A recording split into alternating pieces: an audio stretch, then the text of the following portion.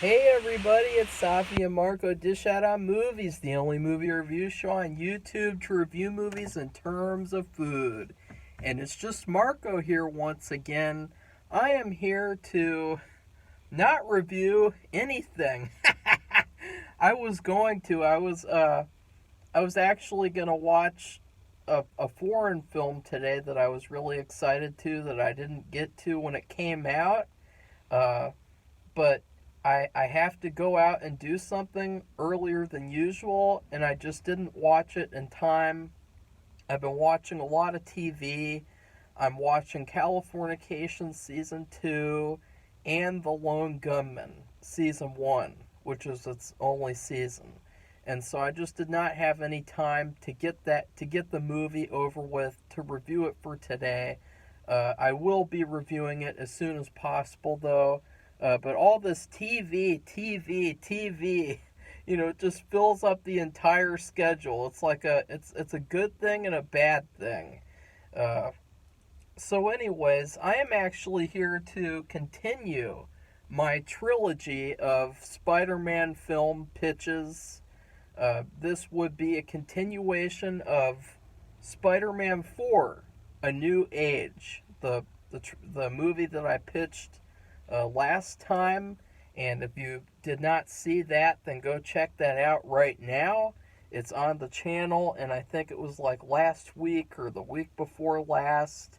And it's pretty good. I mean, it has some issues that need to be worked out, but it's pretty good.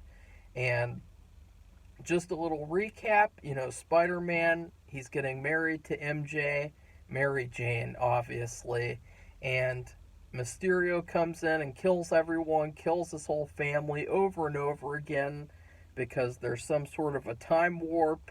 That's the thing I got wrong too in the pitch. I was saying like it was a portal. No, it was like a time warp. And I sort of looked at it like a Super Mario Bros. Game where it's like a place where you know what I mean.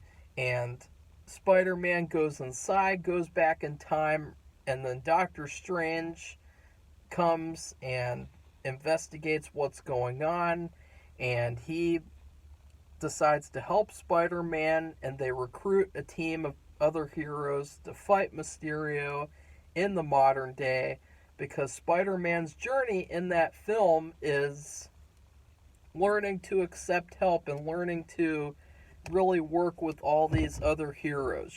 That's why it's called A New Age, is because in all the other Raimi films, there weren't really any other heroes, and we didn't get to see Spider Man working with them. And I thought it would be a cool journey to see him going from the lone hero to the guy who's working with other heroes, he is the friendly neighborhood Spider-Man, so he's going to get acquainted with all those heroes that live around him uh, after that story. And I thought that was a really nice and positive message. Get to know your neighbor, get to love your neighbor, get to help your neighbor if they need help, and accept the help from your neighbor if you need help. Nowadays it's sort of like a thing that people look down upon. Like if you ask someone for help or it's like a bad thing. It's like a weakness. And Spider-Man is going to teach you it's not a weakness. And Spider-Man 4, and then what happens is they travel to Spider-Man 3 and they take Venom and they give that to Flash Thompson to help fight Mysterio. They go to modern day, and the plan works pretty well. There are some big problems that happen here and there that will affect these movies, and I think that was also a goal, was to make events from each movie affect the next one, just like in his trilogy, his original trilogy. You felt the effect of each movie. You felt like, yeah, you have to watch that one in order to understand this one, and all the stuff that happened in that movie correlates with this movie. It's not like you have Thor 2 and then you have Thor 3. Those are vastly different movies. They don't even really have any connection whatsoever. They're completely different. Not in this one. in this trilogy it all feels connected. And so then they fight Mysterio, and Doctor Strange opened up all these portals to transport people back to where they came from. And Mysterio just beats them all up and throws them in their own portals. And so the whole accepting of the help didn't really work out as well as Spider Man intended, and then Spider Man has to end up beating him by himself. And he ends up saving his wife and kids, saving everyone at the wedding, and then the movie ends with he has a son, and his son is a very important character because he has also gotten the Spider-Man powers because Spider-Man had sex with Mary Jane. And I personally think that if you have organic webs that come out of your arms, that there could also be a story where he could have a kid and then that kid would have the powers automatically. So the kid has the powers and he discovers them in this movie. That was a little subplot at the beginning that I didn't discuss. And the movie ends with Spider-Man and his son flying around the city, Rocky 2 style, with all the heroes in the city following him, and they're like all flying around together in harmony, and it's like all these heroes, they all know each other, they're all united, they're all going to fight for a better future. They're not going to, most of them, they're not going to end up working alone. They are, they're not necessarily a team. Not every superhero in New York is a part of this team. It's not a team, but it's just like this fun moment where like all the heroes, they're flying around together, and it's like, yeah, this is a positive future that we're going towards. Well, Spider-Man 5, I will call it Spider-Man 5 Spider Prey, and keep that title in mind. And I'd also like you to keep in mind, this is all just for fun. I'm not really taking any of this that seriously because I know that it's just all a fan idea. It's just a fan pitch, and honestly, I've grown past the idea of like doing that kind of stuff. Like I just want to make my own stuff right now. Like I want to build my own stories and my own characters. And if I ever got the opportunity to do these stories that I really, when I come up with stories for things, I put my all into them. I don't half-ass them. I don't just say, yeah, whatever. I put all my passion into these stories. But yeah, this is just all for fun at the end of the day. It's just something that I came up with a few years ago. I think it was 2017, 2016 when I came up with this trilogy. So Spider-Man 5, Spider Prey. It starts off with Spider-Man and the Fantastic Four, and it is a contrast with the first movie where, of course, Spider-Man was fighting alone, and then the Fantastic Four come in and save the day. Well, in this, you get Spider-Man and the Fantastic Four fighting together, and they are fighting the Mole Man underground in this, like, cool, creepy underground lair, in all this dirt, and you have all these children who have been taken hostage. They're in all these cages and things, and it's really creepy. They're like little pets for this Mole Man, and who knows what his plan was or anything. But the Mole Man, I looked him up. He was the Fantastic Four's first villain, and that's why I chose him is to just call back their first villain. I'd like to do things like that too. So Spider-Man and Fantastic Four fight and defeat the Mole Man, and then we find out that we're not really seeing this happen in real time. We're seeing Spider-Man's son talk about what happened supposedly with Jessica Jones. And that is going to be the start of our story. You got Spider-Man's son, and that's what I'll keep calling him because I haven't come up with a name for him. I honestly think that he should be called Harry to tribute Spider-Man's dead friends. So now, okay, yeah, I'll call him Harry. And just as I said that, by the way, this green caterpillar just landed on the car windshield, and he's got like this like orange brown mouth, or he's like looking around. It's really funny to look at, by the way. Like, it's just so random. Like, this caterpillar just randomly drops on the car window, and it's like moving his head around like he's, I don't know, maybe he's eating something. He's like waving his head back and forth. That's pretty cool. Wouldn't it be? Has anyone ever had a caterpillar as a pet? It seems like it'd be pretty cool. Especially this one. He's like dancing around, like he's like dancing to the right, to the left, and he's like nunching on some sort of a brown thing. Or no, maybe he's caught on something. Maybe he's caught on a spider web. Oh shit. Oh no. I think maybe he is.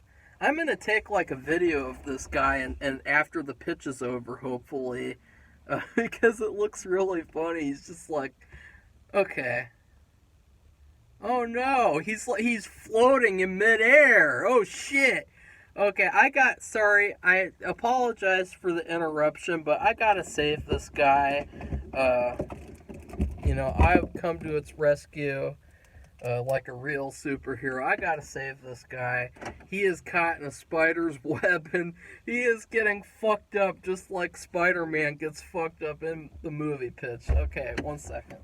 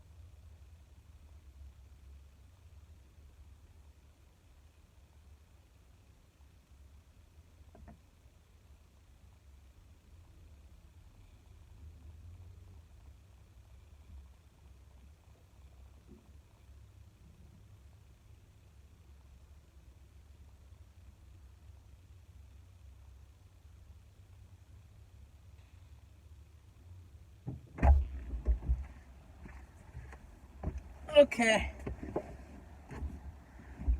I got the caterpillar. I actually have him on a stick in the car, and so he's gonna be with me. See, I just saved a creature from some spider that was unseen. Anyways, back to this pitch. Sorry about that, but I just had to. It was really weird. It was like a Blair Witch movie floating up in the air and everything. I was like, what the fuck? Anyways, that's the sort of twist, is that Spider-Man's son is hanging out with Jessica Jones. And obviously, you remember in the first one, he has a crush on Jessica Jones. And I would really like, you know how in the first Spider-Man had Uncle Ben. Well, I would like in this movie for this son Harry, I would like him to have sort of competing influential forces of like different characters trying to influence him and shape him. So like you have a bunch of different Uncle Bens, essentially. Not really like Uncle Bens, but like people who he's influenced from, and he's not just influenced from Spider-Man. And so you have Jessica Jones and her ideals and how they are opposed with Spider-Man. And now the caterpillar's dancing around for me. He's literally looking right at me and dancing. That's pretty funny. It's such a weird caterpillar. Like, what the fuck? He just keeps on dancing.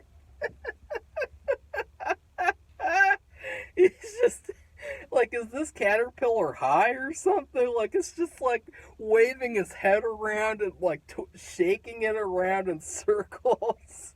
It's really funny. Here it is. Here, wait. Let's see if I can put it into focus. Focus.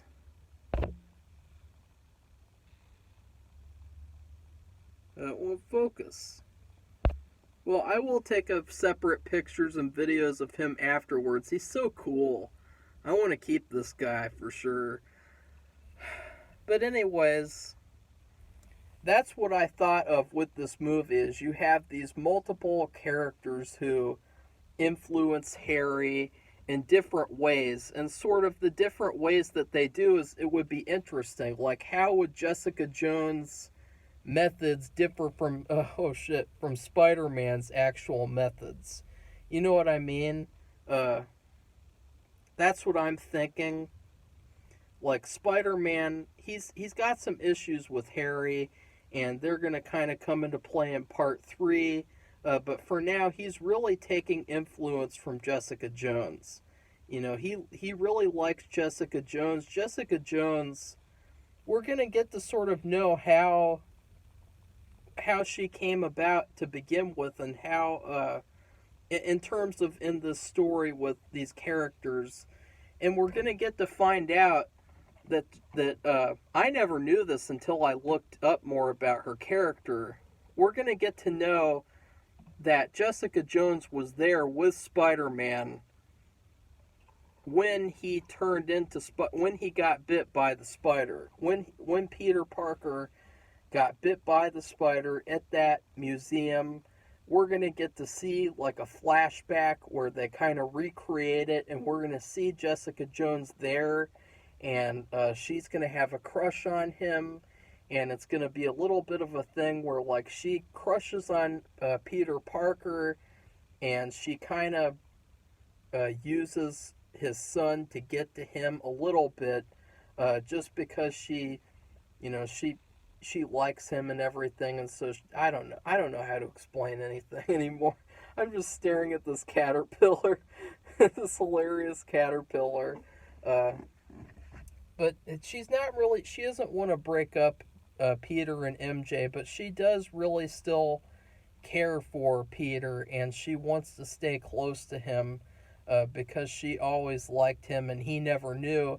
And that's going to be something else, is that, you know, Peter Parker, he was a nerd, and just the fact that, you know, Jessica Jones, she always had a crush on him and he never knew about it, like, that'd be pretty interesting to find out. Wouldn't you think? Like, even if you crushed on MJ and thought she was the greatest woman ever, you have Jessica Jones over there on the other side, and